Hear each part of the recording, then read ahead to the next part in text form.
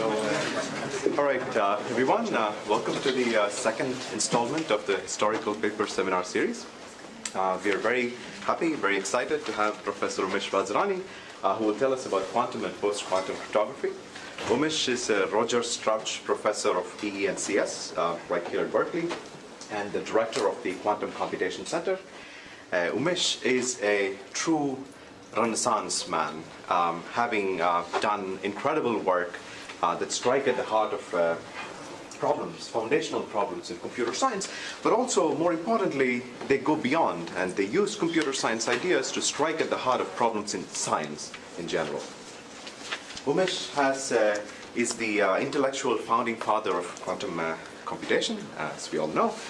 His work with Ethan Bernstein laid the foundation in a Turing-esque fashion of quantum complexity theory, and designed an algorithm for the quantum Fourier transform, which is really the basis, the brick and mortar of quantum algorithms that we see today.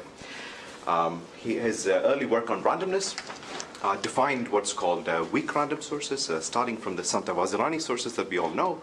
And again, it led to the rich theory of randomness extraction, again with applications to mathematics, combinatorics, Ramsey graphs, and so on and so forth. More recently, the two lines of work came together, and Umesh has this incredible work with Thomas Vidik that shows how to come up with certified random coins. Right? Random coins that you know are random. I mean, sounds paradoxical, right? You bet. I mean, this is something that I think all of us who care about cryptography and randomness, it's a mandatory read for all of us. So we should go back and take a look at this paper. Umesh has worked in several other fields, approximation algorithms, computational learning theory, and more recently, biology and the intersection of biology and computer science. He has written several textbooks, computational learning theory, and an introductory algorithms textbook that a lot of us use to teach kids about algorithms. He has won several awards. He's an ACM fellow. He has won the Fulkerson Prize for yet another work that I didn't mention on approximation algorithms, and so on and so forth. Don't want to take too much of his time. And finally, I want to say that Umesh is also known in popular culture for a phenomenon called Umeshism, a standing example of which is a saying that, if you haven't missed a flight, you're spending too much time in the airport. Anyway, I don't want to take any more time. Let's welcome Umesh.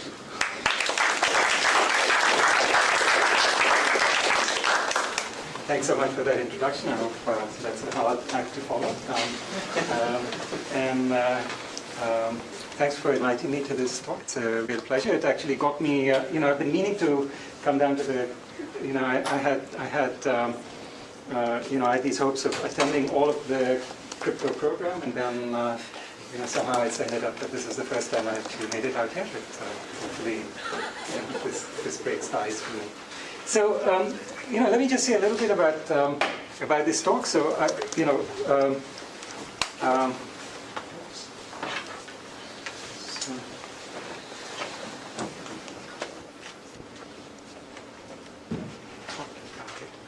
Okay, so there are really two parts of this talk. The first part I'll talk about quantum algorithms and post-quantum crypto, and in the second part I'll talk about quantum cryptography.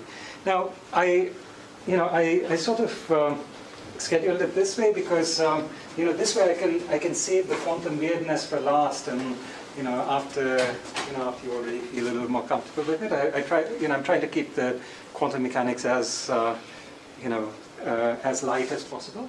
And then secondly, given what I was told, I'm going to try to make the talk somewhat historical, as well as try to stress the concept. So that's really what my motivation will be. So I'll start with quantum algorithms and start with some of the pre-Shor context, and then talk about what Shor's algorithm did for cryptography, and then I'll talk a little bit about post-quantum cryptography. Okay, sorry. Yeah. Okay. So all right. So that's the outline of the talk. Now. let me just start with a little bit of the history of quantum computing. The surprising thing is that quantum computing started off not with an aim to increase the computational power of computers, but to ask how much they would be decreased due to quantum mechanics. So in fact, there was this work of Benioff's, which said, do the laws of quantum mechanics actually add additional limits on computation? So why would they add additional limits? Well, the point is that quantum mechanics is reversible. When you apply a transformation on a system, a unitary transformation, you can also apply the inverse transformation. And so it wasn't clear at that time whether this actually imposed, these kinds of aspects of quantum mechanics imposed additional constraints on computation. Well, actually, luckily, there was a previous result by Charlie Bennett, which showed that reversible computation is possible, and that anything you can do irreversibly, you can also do reversibly.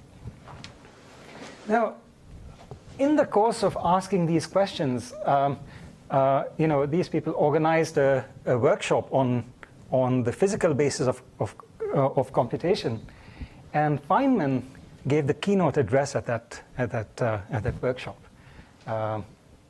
His title was "Simulating Physics on a Computer," and so, well, that's the paper. Well, Feynman apparently wrote papers only through the act of his talks being transcribed. So this paper is actually a transcription of his keynote address. And in this talk, he this was a beautiful talk. He spoke about the problem of simulating physics, and by physics he meant quantum physics on a computer, with computers. And for most of the talk, what he meant was simulating it with classical computers. And what he pointed out in this talk was that there's a problem when you go to simulate a quantum system on a classical computer, which is that to write down the quantum state, you require exponential amount of information. And so how do you actually carry out this simulation in polynomial time? Okay, and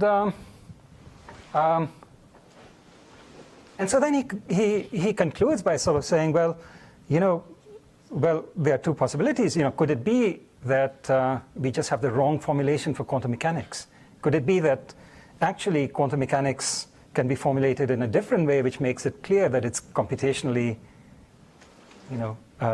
tractable? Or the other possibilities, could it be that this is really the truth of the matter? And then, could you possibly design a computer based on quantum mechanics to actually simulate quantum systems? Now, it was around 1991 when there was somebody visiting, I think, I don't remember who it was who was visiting Berkeley, and he told me, have you read this paper of Feynman's? And so he told me a little bit about it, and I sort of assumed that either he had made a mistake or Feynman had made a mistake, and but I wandered down to the library and found the paper, and because I thought, well, maybe he didn't understand randomized computation, maybe he's thinking deterministic and so on. And actually, he had it right. It was remarkable. The problem was I had not taken any courses in quantum mechanics. I did not know the first word about quantum mechanics, and so at that point I felt it was my duty to sort of leave everything else aside and start learning quantum mechanics, because if this was a model this would be the first model that took us beyond what cryptographer, so it's beyond what the complexity theorists think of as the extended Church-Turing thesis, but this was a thesis that complexity theory is built upon, but cryptographers really felt deeply, right, in the work of Blum and Micali and Yao and Goldwasser Micali, right? So, I mean, this was really taken very seriously as in the, that we are all limited by polynomial time. That's the inherent limit. That was cryptography. And this was a model that seemed to break out of it. At that point, was it clear to you that you're going to break out of the cryptographic, like before Shor's algorithm? Was it already clear? Well, for me, what was interesting was here was a model that took us beyond, randomized polynomial time. And how could one not study it? How could one not, But it was not clear that it would break the talk. It was not clear what it would do, but it was clear that, actually it wasn't even clear to me, since I did not understand quantum mechanics, it wasn't even clear to me what it was exactly saying, but, So Ethan Bernstein was the brave soul. He was my grad student, and he sat in a undergrad and a grad quantum physics class with me, and then we gradually tried to piece together what this entire thing was about.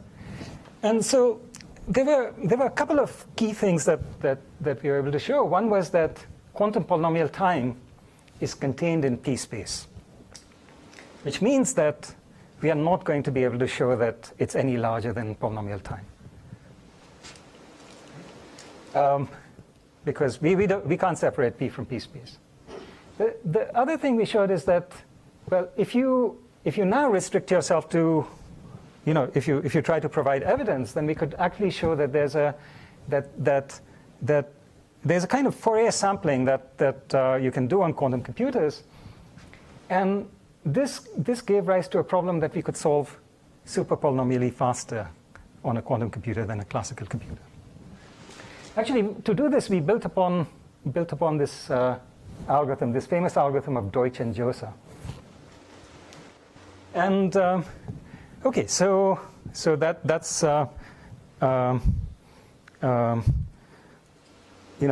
that's what we did. And then a year later, Peter Shor actually showed that you can use quantum algorithms to factorize numbers and solve the discrete log problem. Now, Peter was actually building on another beautiful algorithm that was Simon's algorithm,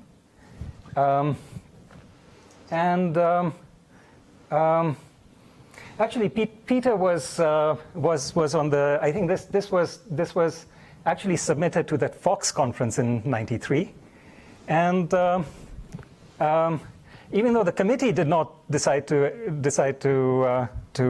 accept the paper, Peter was impressed with it. So this is a good.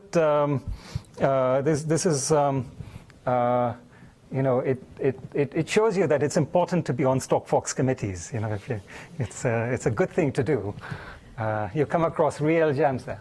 Okay, so now Shor's algorithm actually is a very powerful sort of template, and using similar methods, there were various other crypto systems that were broken: elliptic curve cryptography, the Buckman-Williams key exchange. So let me just try to very briefly tell you the sort of sketch behind Shor's algorithm. What did Simon's paper include? Okay, yeah. So what Simon's paper did was it showed that there's a very simple problem where you're trying to decide whether a given function is 2-to-1 or 1-to-1. And you can solve it in polynomial time on a quantum computer, but you need exponential time classically.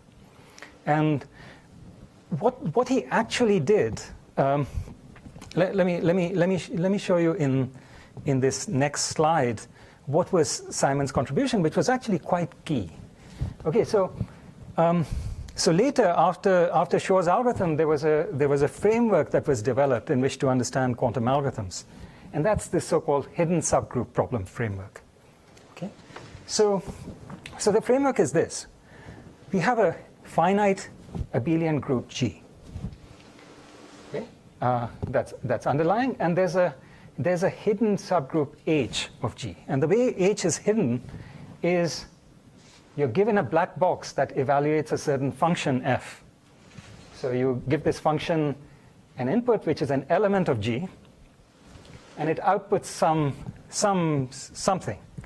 Now what it outputs here is a color, yellow or green or red.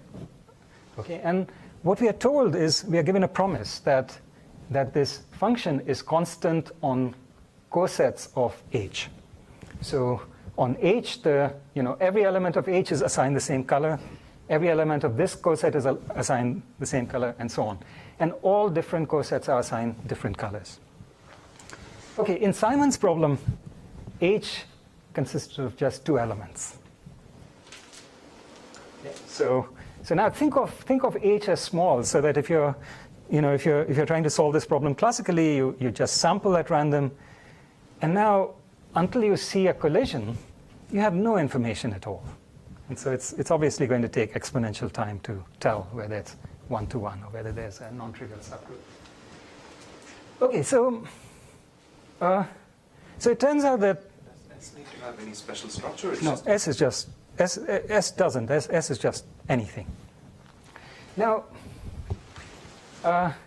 it turns out that to solve factoring and discrete log, you have to do a little more than this. So you have to work a little bit to either fit it into this framework, or you just stay a little bit out of this framework and do whatever it takes to finish up. But essentially, the group turns out to be in factoring Z sub n in discrete log ZP cross DP. Okay.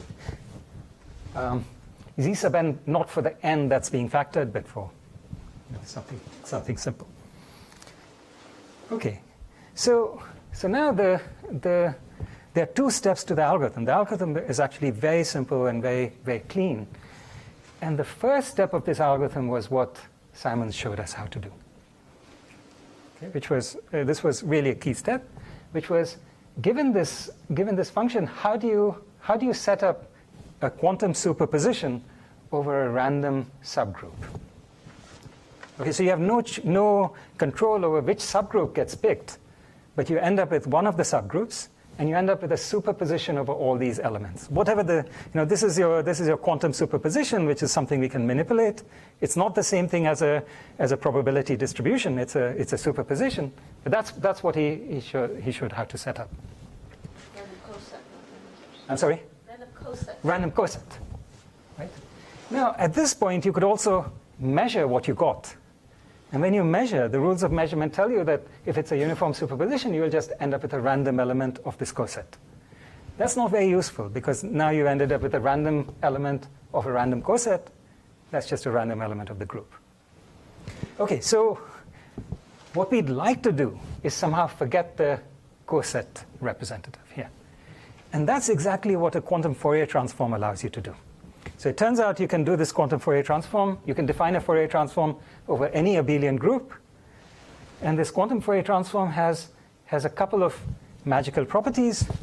The first is, when you start with a superposition over a subgroup, then the Fourier transform gives you a superposition over the perp group. Okay? So in the dual group.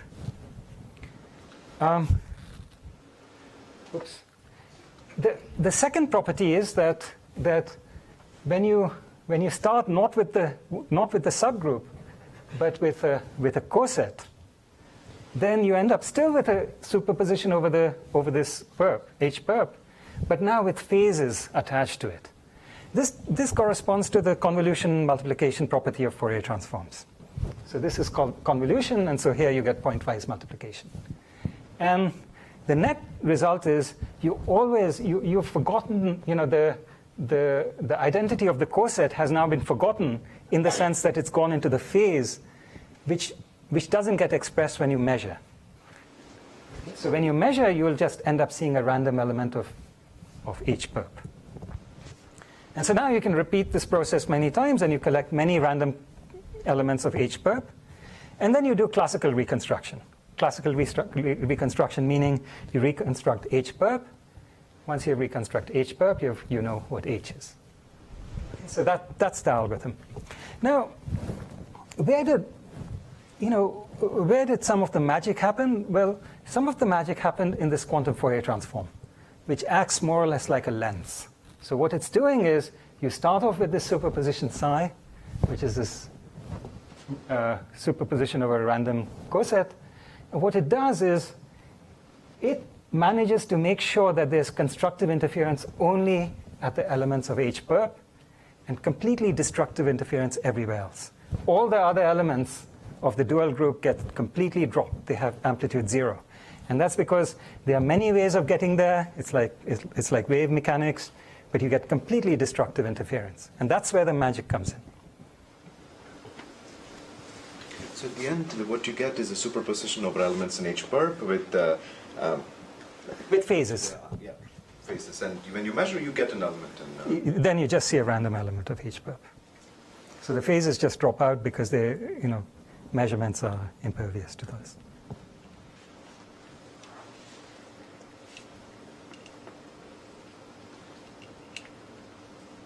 Okay, so now, actually you can ask, well, couldn't you do something more with quantum computers?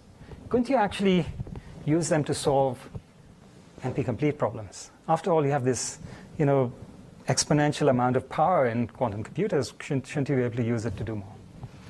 And so here's what you'd be tempted to do. You start off with a state where you have two registers. The first register you put in an equal superposition over all n-bit strings. That's easy to do. The second register you start off in the state 0. And now, if you have some 3-sat formula f, you just go ahead and compute the value of f of x and in the second register, and you do this inside the superposition, and this is something we know how to do.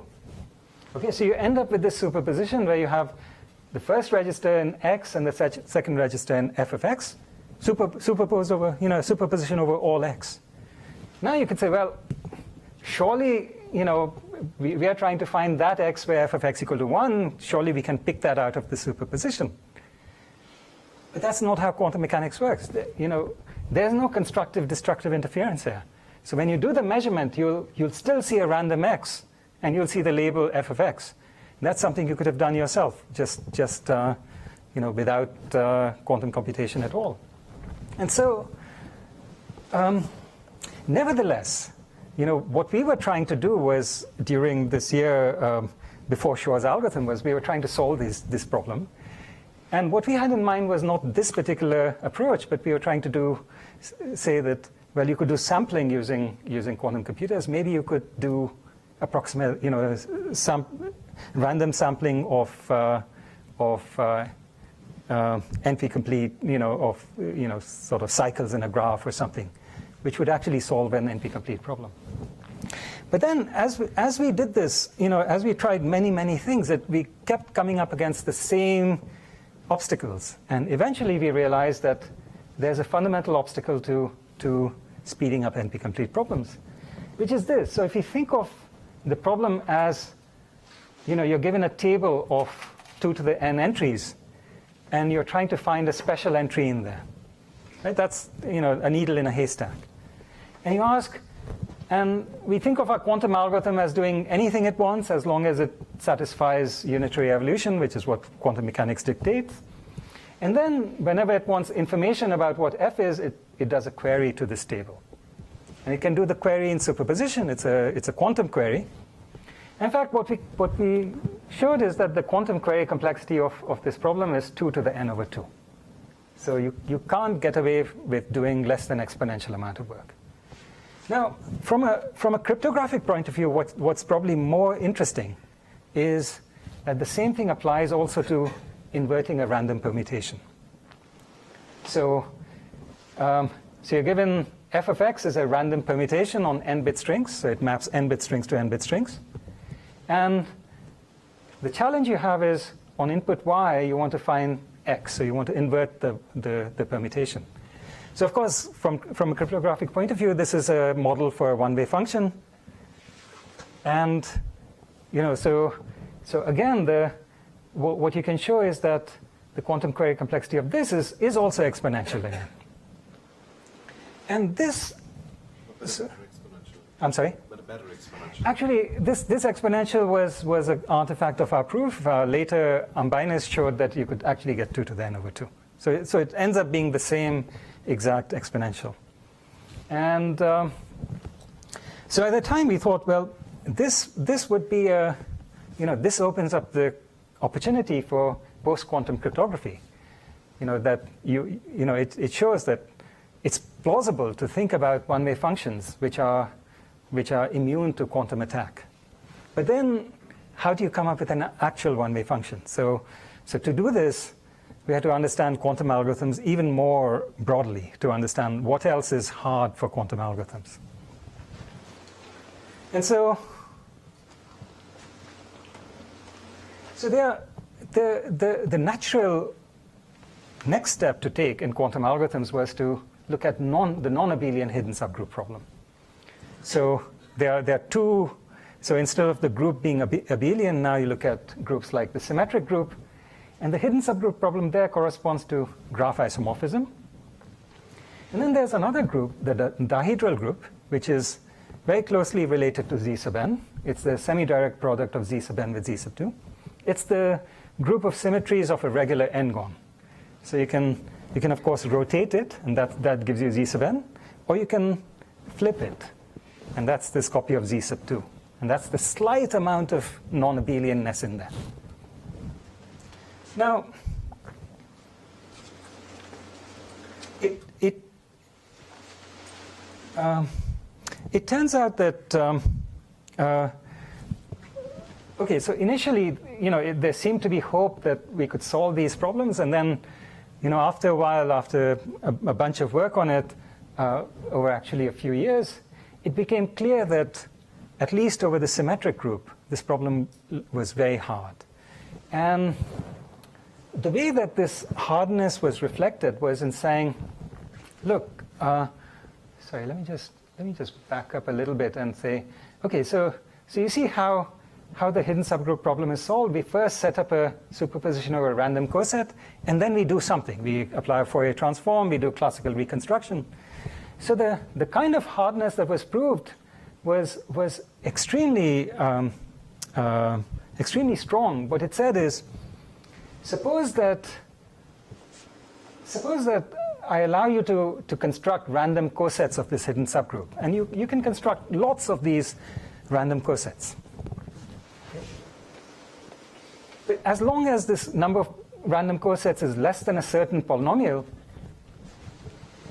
then after you've constructed these random cosets, I allow you to do anything you want with them. So you can apply, you don't have to apply Fourier transforms, you can apply any quantum operation that you want. Now, how many times do you have to repeat this process before you get enough information, non-negligible information about the hidden subgroup? What these guys showed is that you need exponentially many such steps in order to gather information about the hidden subgroup. So this seemed to suggest that this problem is really, really hard. Okay, so could this be used as a basis for post-quantum cryptography? Well, we tried very hard, and the best we could do was, oh no.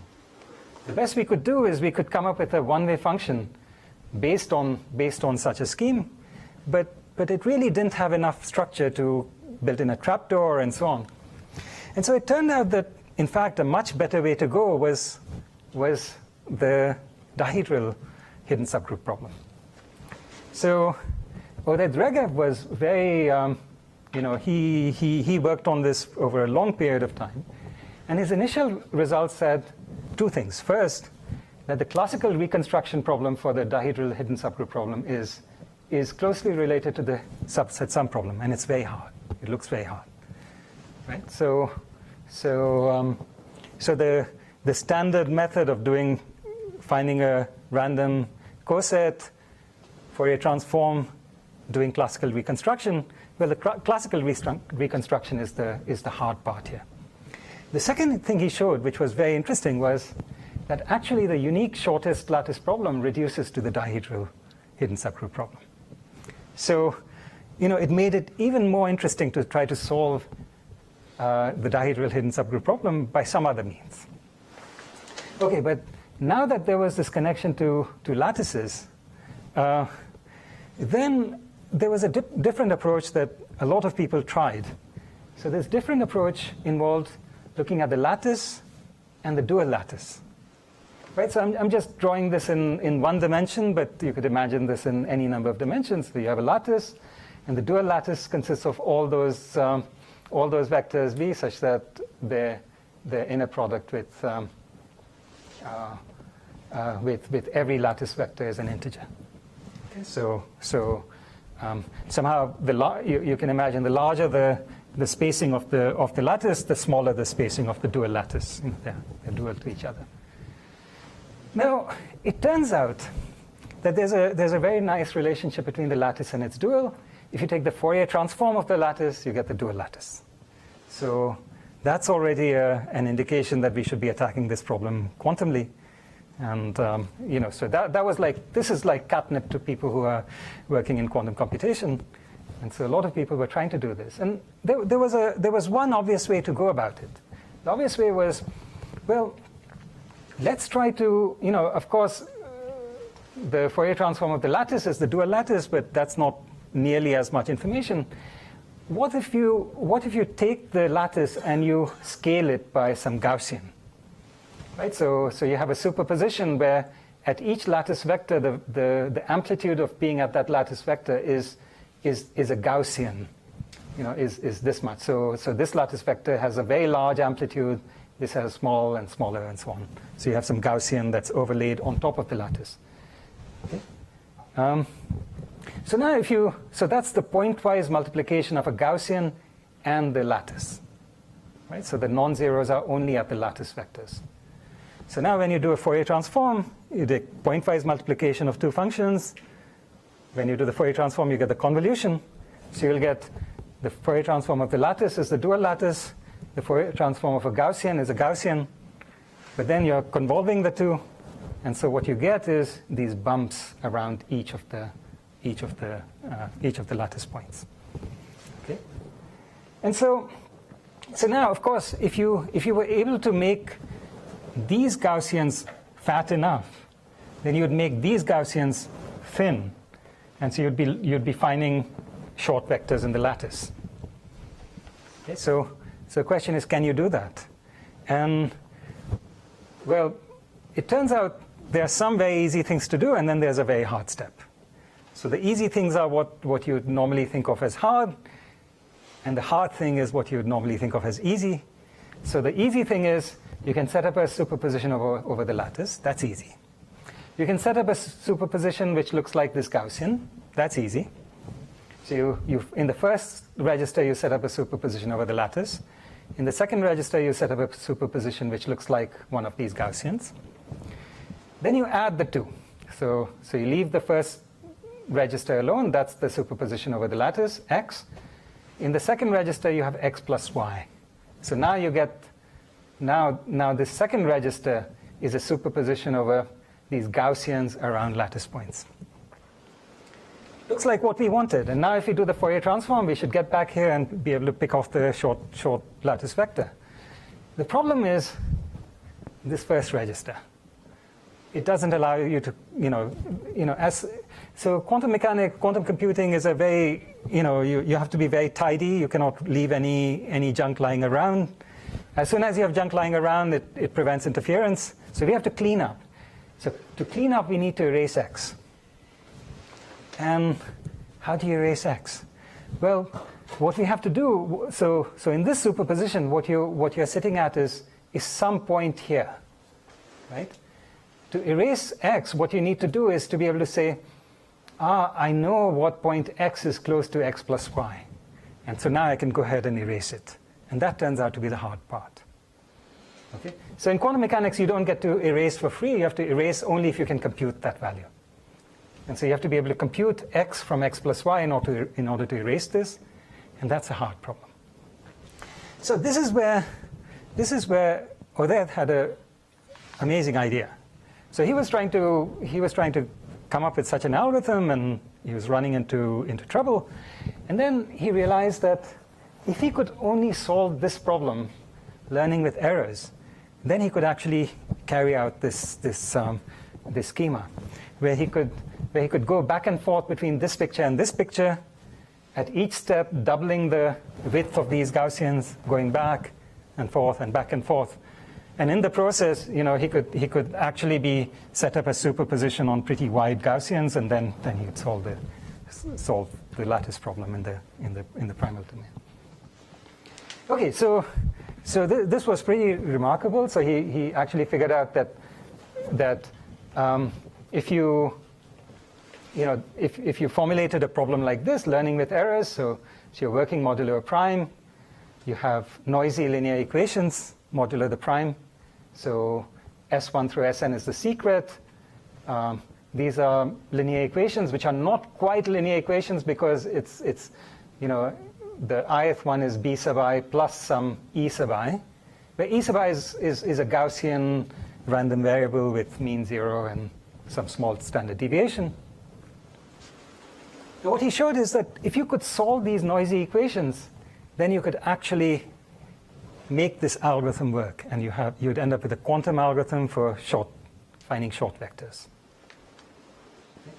The other way of saying it, turning it around, you know, so since he couldn't figure out how to solve this problem, the other way of saying this was, this problem is as hard as lattices. But the other interesting thing about this fact was that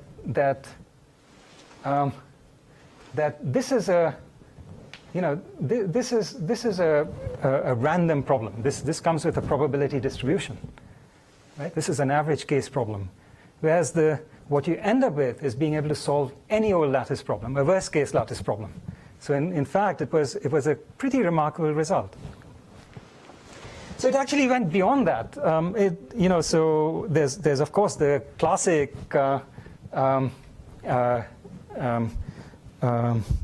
a lattice cryptosystem by Ai-Tai Dwork from a long time ago. And that's what inspired a lot of this work. But in fact, what Regev realized is that he could actually improve on the efficiency of the previous cryptosystems and get much smaller key sizes and much faster encryption decryption. But then it was still not fast enough. And so, you know, I shouldn't be saying all this because there are real experts on this in the audience, and in fact, I think there's some work on there's another talk on lattices in a week or two. So let me just give you just a very brief kind of overview, but you know, it's so it turns out that you have to add more structure into the lattices in order to make these cryptosystems more efficient. And in fact, you can get down to linear key sizes, fast operations using Fourier transforms, and so on. But in the process, you know, and this is really, you know, one of the probably the, you know, our best bet for post-quantum cryptography at the moment. But there's still a question, you know, how safe are these from quantum algorithms? And to date, nobody knows how to solve these. But there are some related attacks, quantum attacks, so there's a beautiful algorithm by Eisentrager, Hallgren, Kitaev, and Song, which ends up being essentially a polynomial time quantum algorithm for finding the unit group, you know, the group of units in a number field. And what, you know, the major component of that quantumly is sort of extending the hidden subgroup problem to continuous groups. Okay, so doing that in a very clean, nice way was one of the big, you know, the big contributions here. So was it an abelian hidden subgroup? Yeah, it's a billion, but now it's continuous, so it's you know, that's what makes it challenging. Now,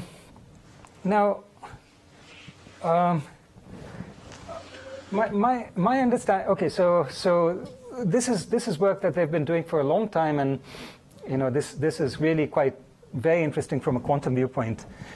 Recently, it had an application. There was an attack that was proposed by Campbell, Groves, and Shepard to attack a certain public key crypto system, and apparently it also seems to attack, you know, one of the not the principal, but you know, one of the lattice-based proposals for multilinear maps. So my understanding is it still leaves much of lattice cryptography, you know, the ideal lattices safe, but there's really now a very interesting back and forth between quantum algorithms and the security of these lattices. Okay, so So that was the first part of the talk about quantum algorithms and post-quantum crypto. Now I want to say a little bit about how quantum weirdness is used in quantum cryptography. So in cryptography. So the first paper in quantum cryptography was actually goes a long way back to Wiesner in 1970 when he was a student at Columbia. He actually did not have much success in publishing the paper. And so I think it was finally published around 83 eventually. But Wiesner himself, he stepped out of the game at some point, and he's been on a kibbutz in Israel. He's tending to, herding goats or something like that. But in this paper, what he did was he proposed this whole notion of quantum money. And the interesting thing there was so what was the primitive that he wanted to use? So, in a photon has a quantum state which is called its polarization. It's a quantum bit. And you can use it to encode a single bit of information. Now, there are different ways you can encode that bit. You can encode it by polarizing the photon horizontally or vertically, 0, 1. Or you can encode it using polarizing the photon diagonally, plus 45, 135. Now, the property that this encoding has is you can always measure. You can measure in any base, in this horizontal vertical basis. And then you'll perfectly measure whether the bit is 0 or 1 if it happens to be encoded like this.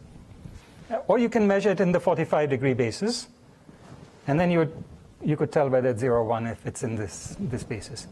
But also, if you happen to choose the wrong basis, then you'll see a completely random outcome. You get no information at all. There's one more property that this encoding has. Okay, this is a general property of quantum systems, quantum states, which is that there are certain probability distributions over quantum states which you cannot distinguish at all. Okay, just inherently you cannot distinguish them. So, for example, if you have if I give you this with 50% probability and this with 50% probability, right? Or that's scenario 1. Or scenario 2, I give you this with 50% probability or this with 50% probability. And I ask you, which scenario are we in, 1 or 2? There's no measurement possible that can tell them apart. So these two mixed quantum states have the same density matrix. And when two states have the same density matrix, you cannot tell them apart.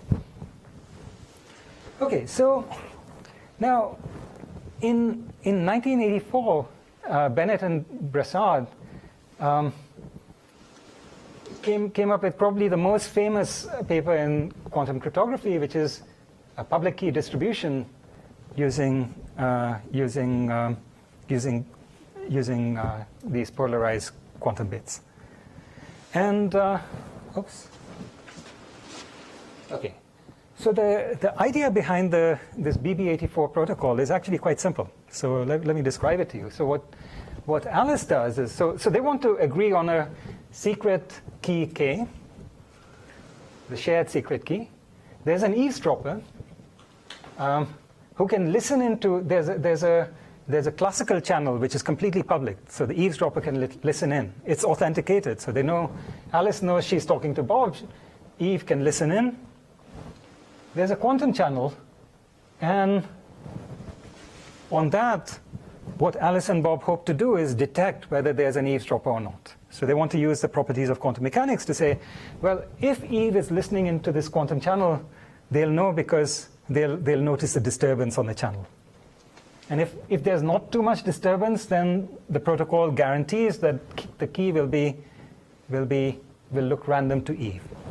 So how do they do this? Well, Alice chooses a random string R, and she sends each bit independently in either this basis or that basis.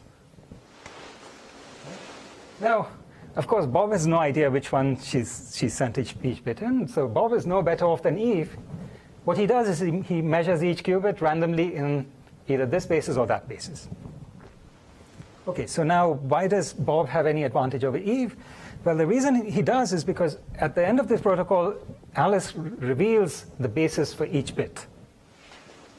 And now they know which bits they measured in the same basis, which were opposite.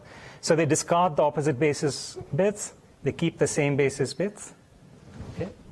And now what they do is, okay, so now they are still afraid that, okay, so if there was no noise in the protocol, then they'd be done right here. They could just output that as the key. But of course there's noise, and so they don't know whether Eve is hiding under the noise. So they know the noise might be roughly 10%.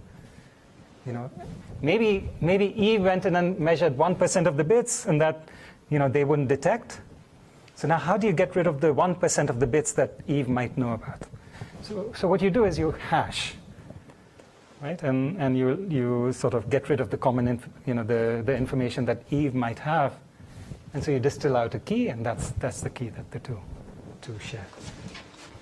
Okay, so now it should be pretty clear that since Alice sent the bit independently either this way or this way, and nobody can tell the difference between these two, how can Eve actually get any information without doing anything?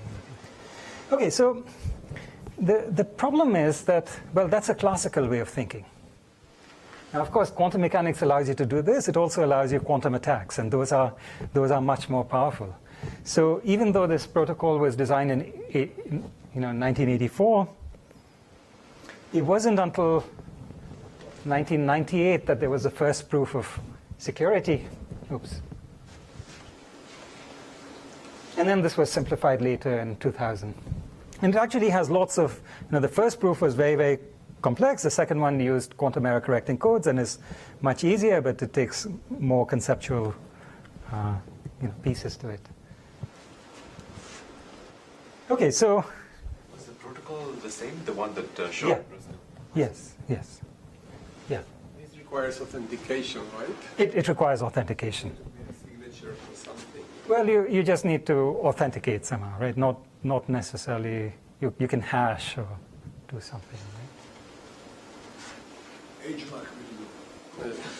Unique. Okay. So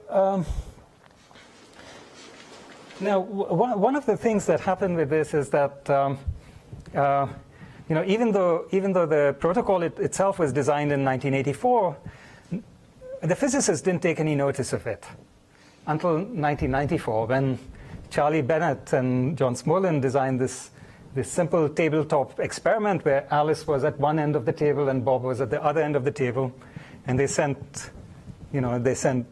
used this to create a common secret key.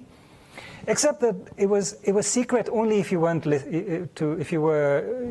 only to the deaf, because when Alice sent her bits across, it drew more power when she was sending a 1 than when she was sending a 0, and so you could hear the hum, a louder hum in that case. So, okay.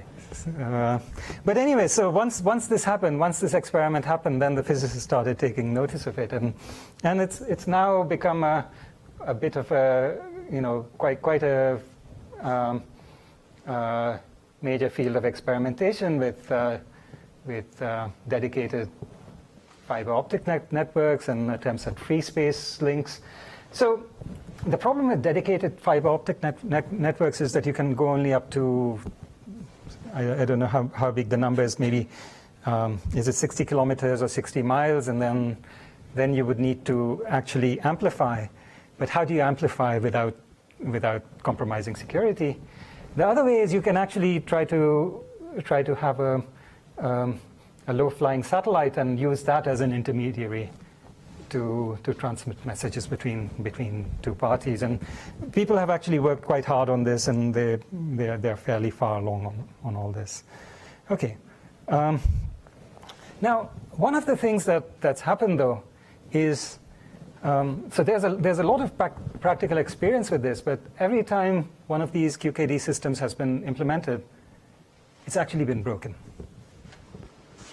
And So you know, this was a source of some you know, it was a source of some puzzlement at first, because here were protocols that were provably unconditionally secure, right? So they are secure unless quantum mechanics breaks.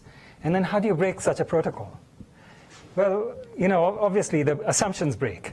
And the point is that in a quantum system, you need a different notion of security. So often what happens with these protocols is that they are side channel attacks. So, you know, what prevents the machine from, the device from actually leaking information on the side? So how do you design this quantum system so that it just doesn't leak any information? Okay? And that actually brings up a foundational question, which is, how do you trust a quantum device? You know, after all, in principle, it's much more powerful than us. Secondly, it's also extremely touchy, because you know, you just look at it and it sort of changes its state. So how do you ever work with such a system? And how do you know that it's doing what you want it to do? And so in 1998, Myers and Yao formulated, you know, what's now accepted as a correct notion of security for such devices, which is, what we must assume is that these quantum devices are completely untrusted. And so we think of them as black boxes with 2 buttons and 2 light bulbs. You know, so those are the input to the, you know, so we are classical, we just interact with these devices classically. And then we can perform whatever tests we want, but the security should be based just on this kind of testing. So did they assume that the attacker had access to the device? well, to the fiber, for example. Oh, that's it. He's an eavesdropper. He's an eavesdropper. So he can't reach into the lab, but he can, you know, do other kinds of stuff. So for example, you know, it's a fiber. You can look back along the fiber and see what's going on there.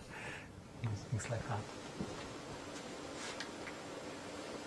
Okay, so it turns out that there was a different protocol due to Arthur Eckert, which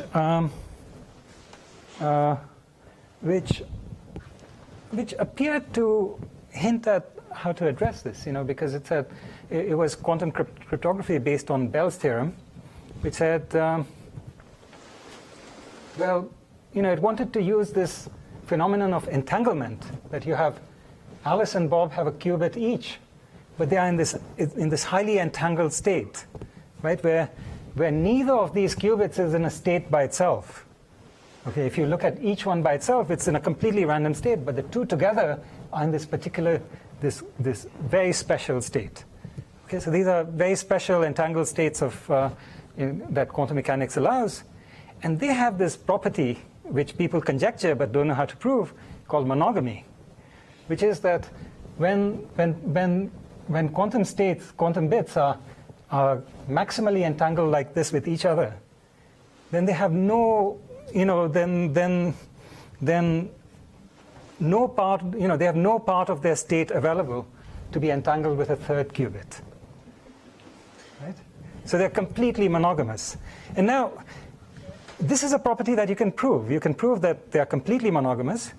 The problem comes up in proving that they are, you know, what happens when, instead of being completely monogamous, they are almost completely monogamous. That's a much more complicated situation. So this is why, you know, this kind of protocols are very hard to actually analyze. So after the Myers-Yao proposal, there was a lot of work on trying to prove these types of protocols secure. And it turns out that there were fundamental obstacles to it. And eventually, a couple of years ago with Thomas Wittig, we were able to show that, in fact, a simple variant of Eckert's protocol is secure against quantum adversaries. And in fact, it actually gives a key rate, you know, it actually gives performance within a factor of 2 of protocols without such security guarantees. So let me just take a few minutes to give you Actually, should I? How much stamina do people have? Is this? Goes to 3:30. Oh my goodness. Okay, so then. Oh, okay. Okay, so well then I'll have to make up stuff to tell you because I'll run out soon. Yeah. Not mandatory. So, okay, so it turns out that these protocols are based on something quite fundamental about quantum mechanics, which is a kind of test for quantumness. So there's how would you test that quantum mechanics behaves really the way it does? That quantum systems, they're really quantum, that there's no classical explanation for them. And it turns out that there's this famous theorem by John Bell from 1964, where he showed that this kind of entangled states, of two qubits, that they give rise to non-local correlations which are stronger than you could achieve classically. So I'll explain what this means. And these kinds of correlations have actually been experimentally tested, and starting with these old experiments, but now they've been done to more and more accuracy, so that only the real diehards actually doubt these experiments. So in order to doubt the experiments, you have to assume so much coincidence and so much collusion that it really you really have to ask which one do you prefer. Okay, so what is this experiment, the CHSH game, which is the simplified version of Bell's theorem? So it's really a communication complexity problem. So you have two parties, Alice and Bob, who cannot communicate with each other. So it's a communication complexity problem with zero communication. Okay? And what they get as input is each gets a random bit as input. Alice gets X, Bob gets Y. They each output a bit. Alice outputs A, Bob outputs B. And now what they're trying to do is they're trying to satisfy a certain condition. So what they want to do is they want X times Y to be equal to A XOR B, A plus B mod 2. Okay, so classically, the best you could do is, of course, there are three cases in which the XOR should be 0, so you just go with that. So you always output 0, 0, and that you do. So you succeed with probability 3/4. That's the best you can do. But now, if Alice and Bob share this Bell state, they can achieve success probability 0.85, cosine squared pi by 8. It's really solving the semi-definite program instead of, right? It's a fractional solution. So this is called the violation of a Bell inequality. So this inequality saying that you can succeed with probability at most 3/4 in any classical scenario.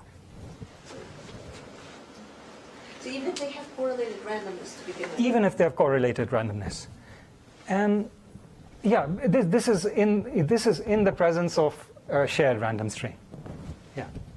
So why does this come about? So let me just give you a hint of this.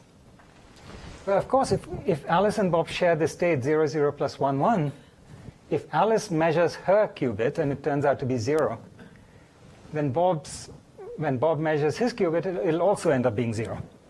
And if she measures 1, he'll also measure 1. So far, that's not that interesting, right? Because they could have shared a random coin, a random bit. So that can't be that interesting. But now, the interesting thing is that this state is rotationally invariant. So if instead Alice measured not in the 0, 1 basis, the vertical horizontal basis, but that 45, 135 basis that we talked about earlier. So suppose she measures in that basis, and she sees 45. It turns out Bob will also see 45. Always. And in fact, this is true no matter which angle they measure at. So if they both measure at the same angle, they'll always get the same outcome. Alice used this to signal information about X to... Yeah, so that's a very good question. So the question is, can't Alice use this to signal information to Bob? Answer is no, she can't. In fact, you can prove that she can't. So here what you end up with is this random outcome is going to be unrelated to the question that you ask. So in other words, no matter which basis you measure, and you will see randomly this or that, and you can't get it correlated with X. In fact, what you can do is you can sort of trace out this qubit, and now the state of this qubit alone is given by the identity density matrix, and then no matter what measurement you make, you'll get a 50-50 outcome. So that says that you really cannot achieve any communication, but you can achieve correlations, and these correlations can be stronger than you could get classically.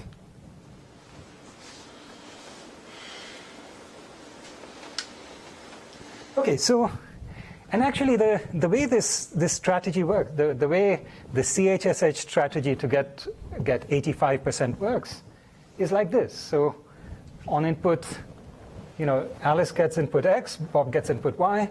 Depending upon the input, Alice measures in some rotated basis. So if it's 0, measure in the horizontal vertical. If it's 1, measure in the pi/4 rotated. Similarly, Bob, if it's 0, measure in the pi/8 rotated. 1, measure in -pi/8. Okay, so there's a logic to this. If you work this out, it's not very hard.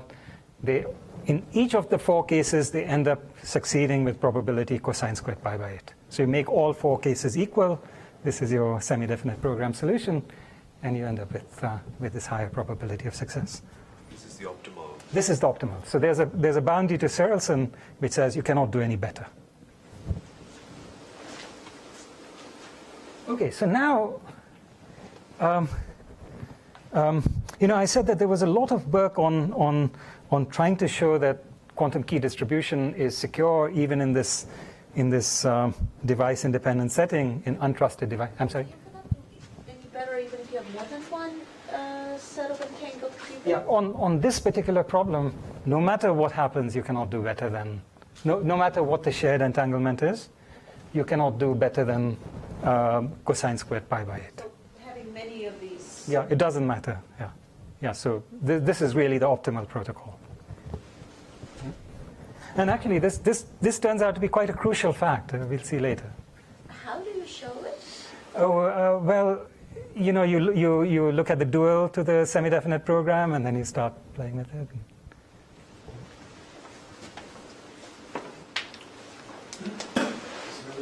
The optimal strategy can be formulated as a semi-definite program, and then it all becomes Yeah.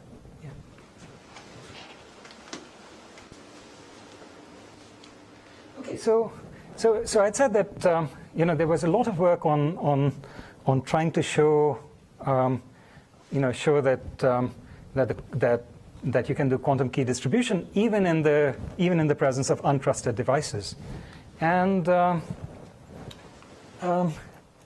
that turned out to be very hard.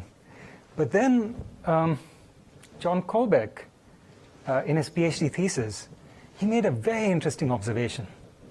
It was a beautiful observation. What he said is, well, look, suppose that you could test that Alice and Bob succeed in this game with probability more than 3/4. Then you know that then the output cannot be deterministic. Because we know that we know that we are doing better than any classical theory. In particular, any deterministic theory. And so we know that this would be a proof that there's some randomness in this output bit. Okay, so basically you were saying a violation of Bell's inequality gives you a proof that this bit must contain some randomness in it. Okay. So this was the germ of the certifying randomness idea. Okay. And of course it was a germ of the idea. It didn't solve the problem because the input is, we are inputting much more randomness than we are getting as output. So how do you actually deal with this? Okay, so here's what we want, right? Well, what we want is so we want to treat the quantum device as a black box. We want to say this particular output that it gave is random, as opposed to in general it gives random outputs. We want to certify that the particular output it gave us is random, which seems like a really a lot to ask. So let me spell it out in cryptographic terms. So what do we ask? Well, here's what we are saying. Well, you provide the inner workings of the device, right? You provide the blueprints for the device. Okay. Then you hand the blueprints over to an adversary, who does whatever adversaries do with blueprints. And then you get this box delivered to your doorstep, and you start using it. And you get to use it only once. And you want to know whether the output is random or not. Okay. So what can you do? You can perform a test. So you perform some test, and now you must guarantee, there are one of two cases. You say, well, if the box was manufactured according to specifications, then the output must pass your test with very high probability. So it passes the test, you're actually certifying that this is a random output. Right? So we're saying if the box was manufactured according to your blueprints, then almost certainly you say, yes, this is, it passes the test, and then you say this output was really random. The other thing is, if it passes your test, regardless of whether it was made according to your specifications or not, then the output must be statistically close to random. So those are the two things that you must guarantee. Right? So this is what it means to say that you have certified that the output is random.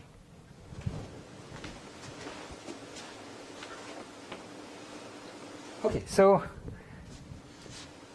Pironi et al.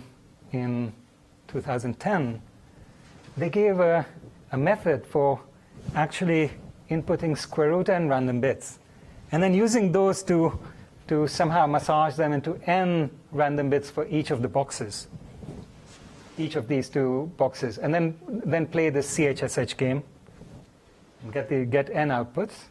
And then they showed that there's the min entropy. The min entropy of these is n, is linear, and therefore you can get constant times n random bits out in the process. Now, one of the things that so after the paper, there were two real questions that were sitting around. One which said, well, actually, it's not enough to show that this is certifiable in this model. What we really should do, now that we are in the quantum context, is we should allow the adversary to actually share entanglement with these two boxes. Right? Because the adversary actually got the blueprints. The adversary can also use quantum attacks. And so we really should be securing this, making sure that this is certifiable against quantum attacks. And then the second thing, of course, was, well, can you, instead of amplifying by a quadratic factor, actually amplify by an exponential factor? The two boxes that are playing the CHSH game, so I assume that the manufacturer gives me two devices. That's right. And then, yeah. Okay, so with Thomas Videk, we showed that you could actually solve both of these problems. That you could play against a quantum adversary, and you could start with log cubed n random bits and output n random bits. Now, actually, what was very interesting here is that the proof of security actually used the security of the Trevisan extractor against quantum attacks. So this was something that Day and Videk had done, a couple of years before. There's this whole issue about how do you take randomness extractors, and how do you make them safe against quantum, against a quantum adversary? And so somehow the proof actually ended up using this whole framework of extractors and so on. So it's really a big mixture of theoretical computer science techniques with all the all the physics. Okay, so since that work, so it of course led to this fully device-independent quantum key distribution, but then there's been a lot more work on randomness generation. So in particular, Miller and Shi greatly simplified our results and made them more efficient.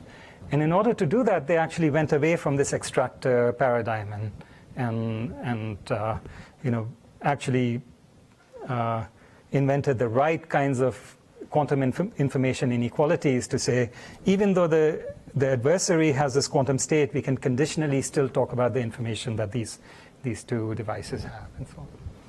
And then two grad students at MIT, Kuldran and Yun, showed that in fact you could do not just exponential expansion, but you could actually expand as much as you wanted. Okay, so you could start off with a small seed, and then you could do as much expansion as you want. Of course, the guarantees are only as good as the seed length, but still you. So you can start with a 10-bit seed and get the Arbitrary number. and the statistical distance Yeah. from random would be constant. Yeah.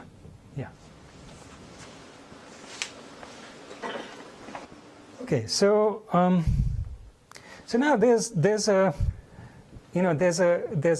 a different sort of a train of research which ends up being closely, it ends up converging onto this one. So let me just talk about that for a moment. So this has to do with interactive experiments and testing quantum computers. So let's say you're trying to test that this computer is really doing what it's supposed to. It's really carrying out a quantum computation. So in that sense, it's an untrusted quantum device, right? It's an untrusted computer, and you want to make sure that it's doing what it was supposed to. So now, of course, this quantum computer is, in certain tasks, it's exponentially more powerful than the verifier, who is classical. And so how do you actually test? And so you could imagine using some sort of an interactive proof to do this. It turns out that using an interactive proof where Arthur communicates classically with Merlin, this quantum computer, plus with this ability to send qubits across. So you have, say, Arthur has the ability to store a constant number of qubits and manufacture these qubits to specification and send them across to the quantum computer.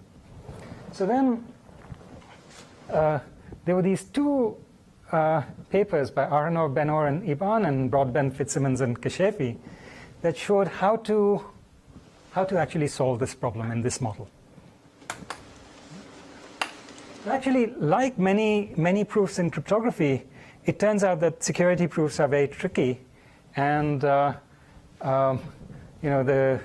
complete proofs only occurred more recently, for actually in the opposite order for these two papers. So it's conceivable that you can do this just using classical channel without any quantum. Yeah. So actually, that's a very, very important question. So let me get to that. So now, what happens if you don't have this quantum channel? So now there are two different models in which we can look at it. So one model in which we can look at it is, suppose Arthur has only a classical channel but has access to more than one such device, which are not allowed to communicate with each other, but are entangled with each other. So in this setting, what we were able to show with Reichardt and Unger is that in fact, Arthur can completely control these systems. So classically. So in other words, he can make sure that these systems, the dynamics of this system, are according to whatever the specifications are. So he can test that they are following protocol.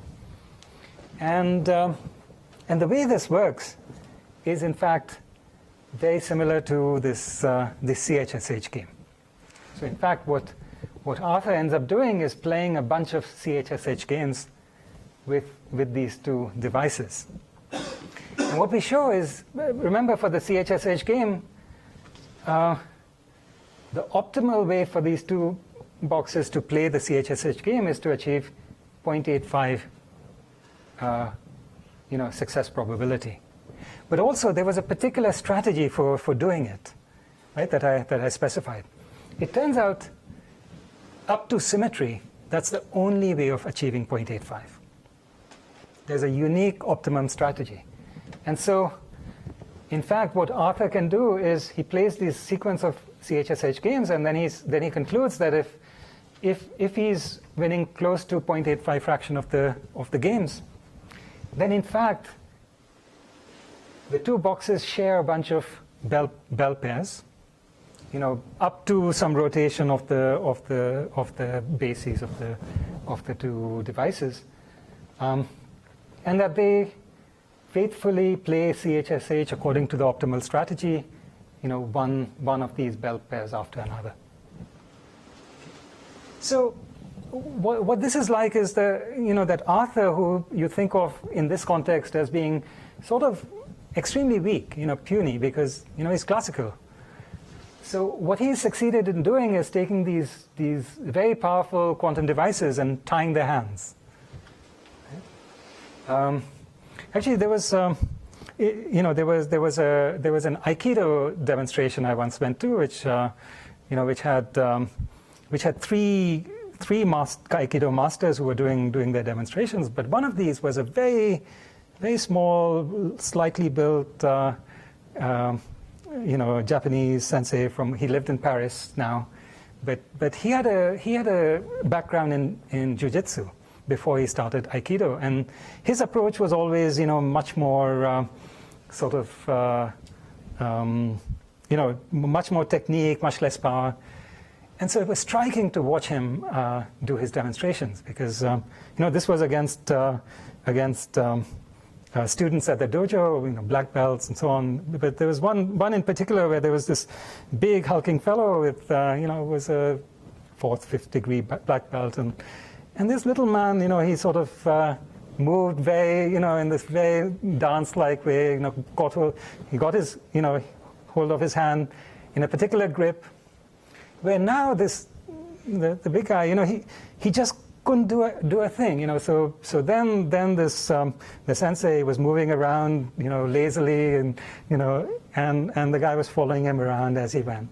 Okay, so this is what this protocol is like, because once you end up with these, showing that the CHSH games are passed with 0.85 probability, then you know that the state of the two quantum systems, that they must look like this in tensor product with the rest of the space, whatever it is. And then you also know that at each step they are performing exactly the operations that you expect them to, the ones that the optimal strategy require. And so now now once you have that, you can leverage that into forcing them to perform an arbitrary quantum computation or arbitrary dynamics, using sort of standard techniques in quantum computing. Okay, so but all this leaves open, a very intriguing possibility, which is that we don't even need two provers. What if you have Arthur, who is classical, and Merlin, who is quantum? But let's say we also say that Merlin is not just quantum, but polynomial time-bounded quantum. So now you can do cryptography, and so you can, Arthur could encrypt messages and send them to Merlin, so Merlin would know what they are. And maybe we could use cryptography to enforce that Merlin behaves according to a certain protocol. Okay, so that's a really interesting, important open question. So is it different from attractive proofs in that the prover is bounded? The prover is bounded, yes. So what's intriguing is that, of course, a polynomial time Merlin can play against p-space, and make sure that he's convinced, right? So p-space cannot fool Arthur. But on the other hand, in order to make sure that p-space doesn't fool Arthur, p-space has to use the full power of p-space. And so of course a quantum system doesn't have that power. And so, the other possibility is we could say, well, could a BQP prover using just BQP actually run an interactive protocol? That's the other possibility, without cryptography. but it's also possible that the task That's still potentially that may be yes.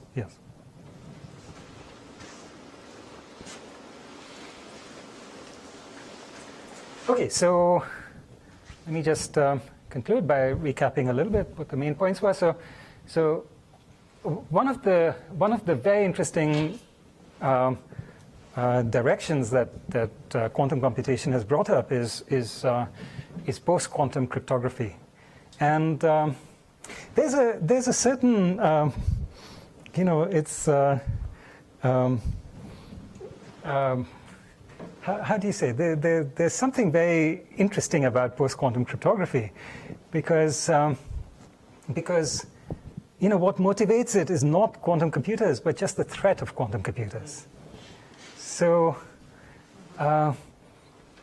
it may be the most important application of quantum computers well before they are built, and that's very interesting. So leading candidate for that is of course lattice cryptography, but there's this very interesting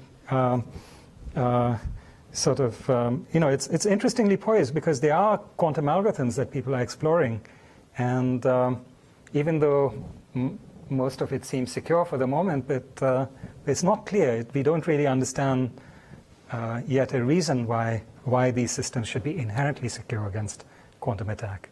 And it would be good to know either such a reason or to at least work on it hard enough to then give up, or come close to giving up. There's this whole field of untrusted quantum devices, which has two different aspects to it. One is it really opens up this question: how do you, once we move into actually building quantum devices, how do you test them? So that's something where there's a real fundamental obstacle, and there are techniques right now for how to deal with it, having to do with these tests for quantumness.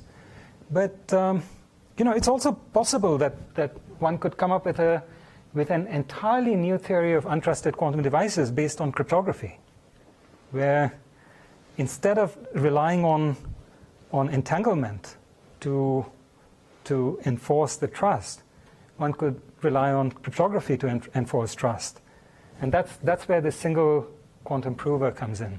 It's not just a theorem about single quantum provers. It's also about a different way of dealing with untrusted quantum devices, and it may be a more versatile way of dealing with untrusted quantum devices. Thank you.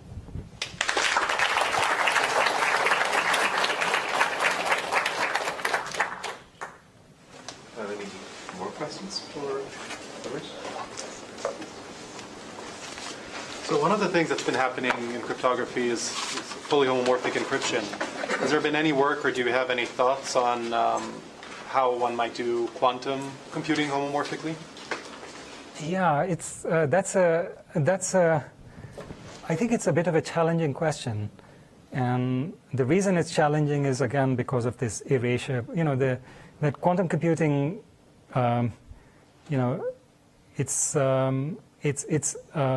it's inherently a tidy, it's a tidy computer, right? You can't afford to have any junk left around anywhere because it prevents interference, and that ends up being a difficult thing to ensure with homomorphic encryption. It's quite possible,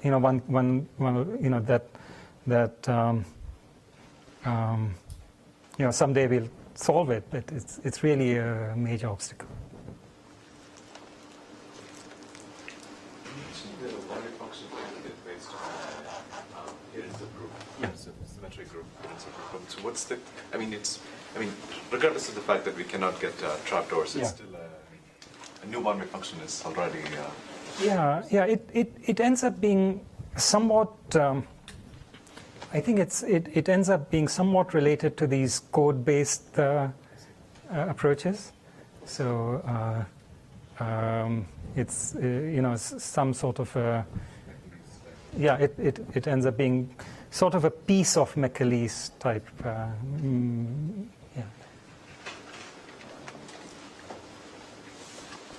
Any more questions?